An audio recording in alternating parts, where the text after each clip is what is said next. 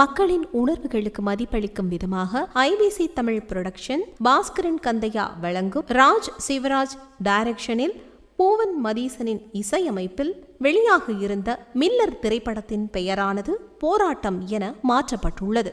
கடந்த 26/10/2025 அன்று ஐபிசி தமிழ் குழுமத்தின் மில்லர் எனும் திரைப்படத்தின் பூஜை இடம்பெற்றது.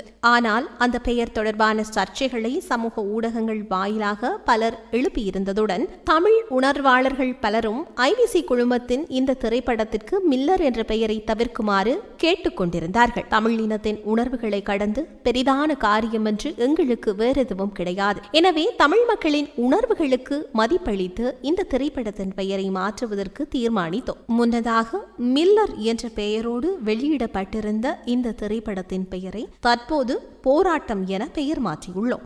இந்த முழுநீள திரைப்படமானது ஈழத்து கலைஞர்களை மட்டுமே வைத்து தயாரிக்கப்பட்டிருக்கிறது என்பதும் குறிப்பிடத்தக்கது.